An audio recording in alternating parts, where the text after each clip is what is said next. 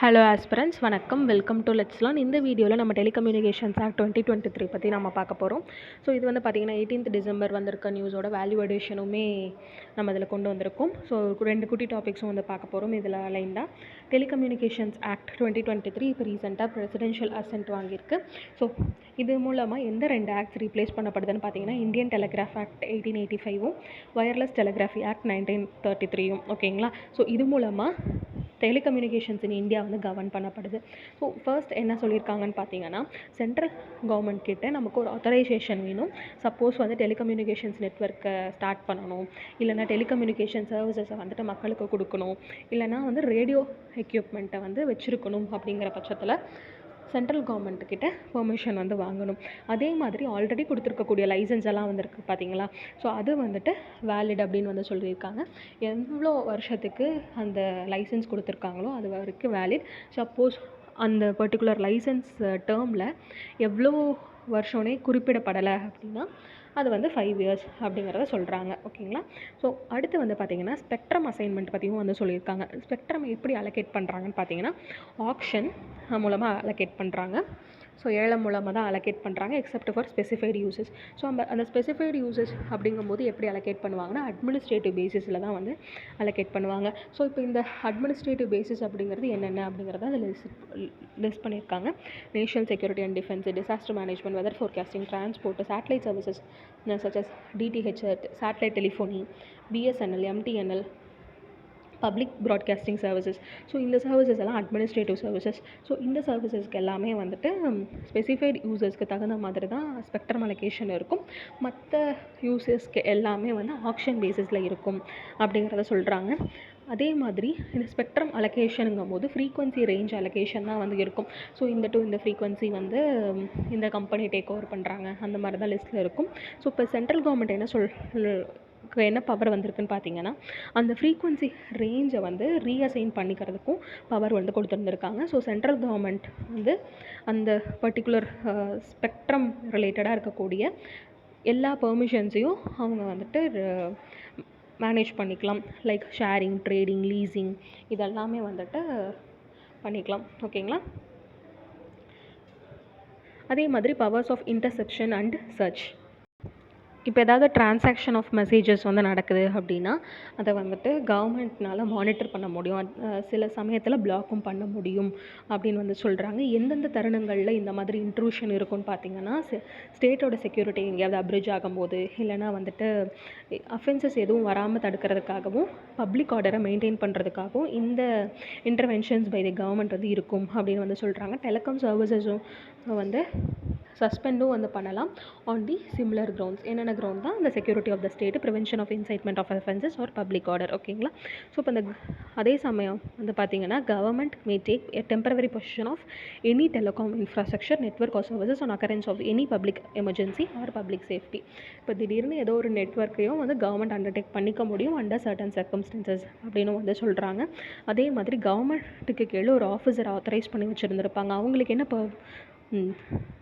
Power கொடுக்குறாங்கன்னு பார்த்தீங்கன்னா they may search premises or vehicles for possession of unauthorized telecom network or equipment. So ஏதாவது unauthorized telecom services வந்து இருந்துகிட்ருக்கு அப்படின்னா அதை வந்துட்டு சர்ச் பண்ணுறதுக்கும் பவர்ஸ் கொடுத்துருக்காங்க.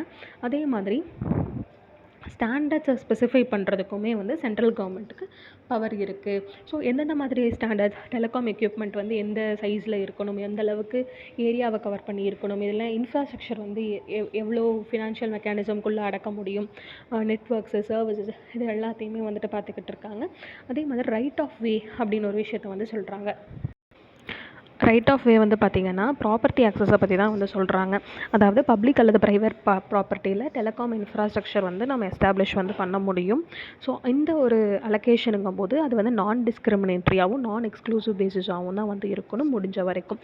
ஸோ இவங்களுக்கு மட்டும்தான் நான் என்னோடய ப்ராப்பர்ட்டியை தருவேன், இந்த கம்பெனிக்கு மட்டும்தான் தருவேன், அந்த மாதிரி ஒரு டிஸ்கிரிமினேஷன்ஸ் வந்து இருக்கக்கூடாது அப்படிங்கிறதையும் வந்து சொல்கிறாங்க. அதே மாதிரி டெலிகாம் சர்வீசஸை யூஸ் பண்ணக்கூடிய யூசர்ஸை ப்ரொடெக்ட் பண்ணுறதுக்காக சென்ட்ரல் கவர்மெண்ட் வந்து வேரியஸ் மெஷர்ஸ் வந்து எடுக்கலாம். விச் மீன்ஸ் அவங்க ப்ரியர் கன்சென்ட் வந்து கேட்டுக்கலாம். To receive specified messages such as advertising messages. அதே மாதிரி டு நாட் டிஸ்டர்ப் ரெஜிஸ்டர்ஸ் வந்து க்ரியேட் பண்ண முடியும் நம்மளால் ஃபோனில்.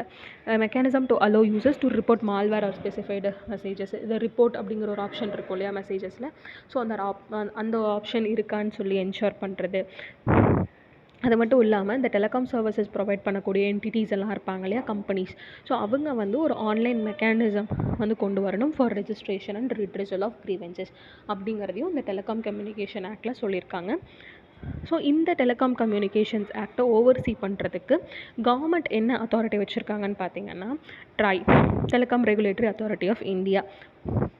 இந்த டெலிகம்யூனிகேஷன்ஸ் ஆக்ட் மூலமாக telecom regulatory authority of India அதுக்குன்னு தனியாக ஒரு ஆக்ட் இருக்குது. ஸோ அதுவுமே வந்து அமெண்ட் ஆகுது. To allow individuals with at least 30 years of professional experience to serve as the chairperson. ஓகேங்களா. அதே மாதிரி மெம்பர்ஸாக இருக்கிறதுக்கு அவங்களுக்கு 25 years ஆஃப் ப்ரொஃபஷனல் எக்ஸ்பீரியன்ஸ் வந்து வேணும் அப்படிங்கிறத சொல்லியிருந்திருக்காங்க. ஸோ அதோட எக்ஸ்டென்ஷனாக தான் நம்ம ட்ராய் பற்றியும் வந்து பார்க்க போகிறோம். ஸோ ட்ராய் எப்படி எஸ்டாப்ளிஷ் ஆகுது அப்படின்னு வந்து பார்த்திங்கன்னா, 1997 ஒரு ஆக்ட் வந்து பாஸ் பண்ணுறாங்க. எதுக்காக அப்படின்னா, டெலிகாம் சர்வீசஸை ரெகுலேட் பண்ணுறதுக்கும் அதில் இன்வால்வாக இருக்கக்கூடிய அந்த டேரிஃப் ரேட் ஃபிக்ஸேஷன் இதை பண்ணுறதுக்கும் தான் ட்ராய் அப்படிங்கிறது ஸ்டார்ட் பண்ணப்படுது. இதோட பேசிக் அப்ஜெக்டிவ்ஸே என்ன அப்படின்னா, டெலிகாம் சர்வீசஸில் ஒரு ஃபேர் அண்ட் டிரான்ஸ்பரண்ட் பாலிசிஸ் வந்து ஸ்டார்ட் பண்ணணும் அப்படிங்கிறதுக்காக தான். அதோட மெயின் ரெஸ்பான்சிபிலிட்டிஸ் தான் லைசன்ஸ் வந்து கொடுக்கறது, அதே மாதிரி டிஃப்ரெண்ட் சர்வீசஸ் ப்ரொவைடர்ஸ்க்கு நடுவில் ஒரு டெக்னிக்கல் கம்பேட்டபிலிட்டியை வந்து உண்டு பண்ணுறது, சர்வீஸ் ப்ரொவைடர்ஸ்க்கும் யூசர்ஸ்க்குமே வந்துட்டு எந்த மாதிரி ஸ்டாண்டர்ட்ஸ் ஆஃப் குவாலிட்டி வேணும் அப்படிங்கிறத பார்த்து அதை மேட்சாக இருக்கா இல்லையான்னு பார்க்குறது, குவாலிட்டி ஆஃப் சர்வீசஸை வந்துட்டு என்ஷூர் பண்ணுறது. ஸோ இதுதான் வந்து ட்ராய் பற்றினது. அடுத்து இதில் இந்த டெலிகம்யூனிகேஷன்ஸ் ஆக்டில் என்ன சொல்கிறாங்கன்னா, ஆல்ரெடி எஸ்டாப்ளிஷ் பண்ணப்பட்டிருக்க யூனிவர்சல் சர்வீஸ் ஆப்ளிகேஷன் ஃபண்டை டிஜிட்டல் பாரத் நிதி அப்படின்னு சொல்லிட்டு பேர் மாற்றுறாங்க. ஸோ ஆல்ரெடி இந்த யூஎஸ்ஓஎஃப் ஃபண்ட் வந்து பார்த்திங்கன்னா டெலிகிராஃப் ஆக்ட் 1885 கீழே இருக்குது. ஸோ இப்போ வந்து இதை ரீநேம் பண்ணியிருந்திருக்காங்க. ஸோ இந்த டிஜிட்டல் பாரத் நிதி மூலமாக ரிசர்ச் அண்ட் டெவலப்மெண்ட் பர்பஸஸ் இந்த ஏரியா ஆஃப் டெலிகம்யூனிகேஷன் ஃபீல்டும் அதில் என்ஷூர் பண்ணுறாங்க. ஸோ அப்போ இந்த யூனிவர்சல் சர்வீஸ் ஆப்ளிகேஷன் ஃபண்ட் அல்லது டிஜிட்டல் பாரத் நிதி அப்படின்னு சொல்லப்படக்கூடிய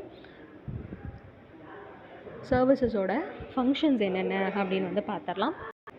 டெலிகம்யூனிகேஷன்ஸ் ரிலேட்டடாக நிறையா ப்ராஜெக்ட் ஸ்கீம்ஸ் எல்லாம் இருந்ததுன்னா அதை வந்து ஃபார்முலேட் அண்ட் எக்ஸிக்யூஷன்ஸ் வந்து பண்ணுறது, அதே மாதிரி அதுக்கு உண்டான இம்ப்ளிமெண்டேஷன் அப்படிங்கிறத வந்து மானிட்டர் பண்ணுறது, ஃபினான்ஷியல் சப்போர்ட் எல்லாம் இருக்கா அப்படிங்கிறத வந்து பார்த்துக்கிறது, அது வந்து ப்ராப்பரான யூனிவர்சல் கைட்லைன்ஸில் வந்து இருக்கா அப்படிங்கிறதையும் வந்து பார்த்துக்கிறாங்க.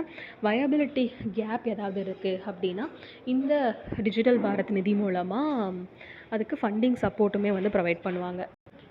ஸோ எல்லாமே வந்துட்டு சப்சிடி ஓரியன்ட், ஃபண்டிங் ஓரியன்ட் அப்படிங்கிறதா தான் வந்து இருக்கும். ஆர்என்டிக்குமே வந்துட்டு இனோவேஷன்ஸ் ஏதாவது இருந்துச்சு அப்படின்னா அதுக்குமே வந்துட்டு ஹெல்ப் பண்ணுவாங்க. ரிவ்யூ மெக்கானிசம்ஸ் இது எல்லாத்தையுமே வந்துட்டு குவாலிட்டி செக்ஸ், என்ஷூர்மெண்ட்ஸ் இதெல்லாமே வந்துட்டு இந்த யூஎஸ்ஓஎஃப் மூலமாக வந்து நடக்கப்படுது. ஓகேங்களா. இன்டர்நேஷ்னல் பெஸ்ட் ப்ராக்டிசஸ் ஏதாவது இருந்துச்சுன்னா அதுக்கு உண்டான ஸ்டாண்டர்ட் செட்டிங் வந்து ப்ரொவைட் பண்ணுறது, அது ரிலேட்டடாக கொலாபரேஷன்ஸ் எல்லாம் இருக்கா இல்லையான்னு வந்து பார்த்துக்கிறது, universal service providers, industry service providers இவங்க எல்லாத்துலேயுமே வந்துட்டு பார்ட்னர்ஷிப்ஸ் ஏதாவது இருந்ததுன்னா அதை ஸ்ட்ராட்டஜிக்கலி அலைன் பண்ணுறது, இது எல்லாமே யூஎஸ்ஓஎஃப் ஆர் டிஜிட்டல் பாரத் நிதியோட ஃபங்க்ஷன்ஸ். ஓகேங்களா. இந்த டெலிகம்யூனிகேஷன்ஸ் ஆக்டில் ஆஃபென்சஸ் அண்ட் பெனால்ட்டிஸுமே வந்து குறிப்பிட்டிருக்காங்க. இந்த ஆக்டில் கிரிமினல் அண்ட் சிவில் அஃபென்சஸ் அப்படிங்கிற மாதிரி வந்துட்டு இருக்குது. Providing telecom services without authorisation R gaining unauthorised access to telecom network இல்லை அதெல்லாமே வந்து பனிஷபிள். எவ்வளோ வருஷத்துக்கு அப்படின்னு வந்து பார்த்திங்கன்னா 3 years இம்ப்ரிசன்மெண்ட் வந்து இருக்கும். ஃபைன் வந்து பார்த்திங்கன்னா 2 crore rupees வரைக்கும் இருக்கும் அப்படிங்கிறத வந்து சொல்கிறாங்க. அதே மாதிரி ஆத்தரைசேஷன் ரிலேட்டடாக ஏதாவது டேர்ம்ஸ் அண்ட் கண்டிஷன்ஸை வந்து ப்ரீச் பண்ணிட்டாங்க அப்படிங்கும்போது அந்த ரெஸ்பெக்டிவ் டெலிகாம் சர்வீஸ் ப்ரொவைடர்ஸ்க்கு ஒரு civil penalty of to 5 crore rupees இருக்கும்னு சொல்லியிருக்காங்க. இதுவே அன்ஆத்தரைஸ்டு எக்யூப்மெண்ட் ஏதாவது வச்சுருந்துருக்காங்க இல்லைனா அன்ஆத்தரைஸ்டு நெட்ஒர்க் இல்லைனா சர்வீசஸ் ரன் பண்ணியிருக்காங்க அப்படின்னா அவங்களுக்கு உண்டான பெனால்ட்டி வந்து பார்த்திங்கன்னா 10 lakh rupees வந்து இருக்குது. ஸோ அப்போ இந்த டெலிகம்யூனிகேஷன் ஆக்ட் 2023 அட்ஜுடிகேஷன் ப்ராசஸ் எப்படி இருக்குது அப்படின்னு வந்து பார்த்தீங்கன்னா, central government will appoint an adjudicating officer to conduct enquiries and pass orders. ஓகேங்களா. அந்த ஆஃபீஸருடைய ரேங்க் வந்து ஜாயின்ட் செக்ரட்டரி அல்லது அதற்கு மேலே இருக்கக்கூடிய ரேங்கிங்கில் வந்து இருக்கணும். Orders of the adjudicating officer வந்து பார்த்திங்கன்னா டிசைனேட்டட் அப்பீல்ஸ் கமிட்டிக்கு முன்னாடி சப்மிட் பண்ணப்படும் within 30 days. ஸோ அதுக்கப்புறம் members of the committee will be officers of the rank of at least additional secretary. அவங்களுடைய கண்டிஷன்ஸை தான் வந்து சொல்லியிருந்திருக்காங்க. இந்த பர்டிகுலர் கமிட்டிலையும் டிசைட் பண்ணக்கூடிய ஆர்டர்ஸை நம்ம அப்பீலுக்கு வந்து போகலாம். இது எங்கே அப்பீலுக்கு போகலாம்னா TDSAT which is Telecom Dispute Settlement and Appellate ட்ரிபியூனலுக்கு வந்து போகலாம், which is also within 30 days. Which means ஒரு கம்ப்ளைண்ட் ரைஸ் ஆகுது அப்படின்னா appeals committee designated appeals committee கிட்ட 30 டேஸ்க்குள்ளே நம்ம சொல்லணும். ஸோ அதுக்கப்புறமே நம்ம அதில் வரக்கூடிய ஃபைனல் ஆர்டர் வந்து ஒத்துக்க முடியல அப்படின்னா நம்ம அடுத்த லெவல் ஆஃப் ட்ரிபியூனல் மெக்கானிசமுக்கும் போகலாம், which is TDSAT telecom dispute settlement and appellate tribunal. அதுவுமே 30 டேஸ்க்குள்ளே போகணும் அப்படிங்கிறது தான் adjudication process of the telecommunication ஆக்டில் வந்து சொல்லியிருந்திருக்காங்க. சரி, ஓகே, இவ்வளோ ஆக்டெல்லாம் நல்லா இருக்குது அப்படின்னு வந்து பார்க்கும்போது அதில் என்னென்ன மாதிரிலாம் கீ இஷ்யூஸ் சொல்கிறாங்க அப்படிங்கிறதையும் வந்து பார்த்துடலாம். இந்த பர்டிகுலர் டெலிகம்யூனிகேஷன்ஸ் ஆக்டில் சென்ட்ரல் கவர்மெண்ட்டுக்கு அதிகமாக பவர்ஸ் வந்து க்ரியேட் ஆகிருக்கு. அவங்க எப்போ வேணாலும் போய் இன்டர்வியூன் பண்ணலாம் ஆன் தி 3 grounds அப்படிங்கிறத வந்து சொல்லியிருந்திருக்காங்க. ஆனால் அது எப்போ பண்ணணும், அதுக்கு உண்டான அடிக்வேட் மெக்கானிசம் என்ன அப்படிங்கிறத வந்து சொல்லாமல் விட்டுட்டாங்க. அதே மாதிரி இந்த ஆக்ட் மூலமாக மாஸ் சர்வேலன்ஸ்க்கு வந்துட்டு அடித்தளம் வந்து போட்டிருக்காங்க. Such measures may violate the fundamental right to privacy. ஓகேங்களா? So privacy right to privacy Puttaswamy கேஸில் சொல்லியிருக்காங்க இல்லையா, ஸோ அது வந்துட்டு இங்கே அப்ரிட்ஜ் ஆகுது அப்படிங்கிறத சொல்கிறாங்க. அதே மாதிரி பயோமெட்ரிக் வெரிஃபிகேஷன்ஸ் ஃபார் யூசர்ஸ் வந்துட்டு அதுவுமே ஃபண்டமெண்டல் ரைட் டு ப்ரைவசியை மீறுற மாதிரி தான் இருக்குது.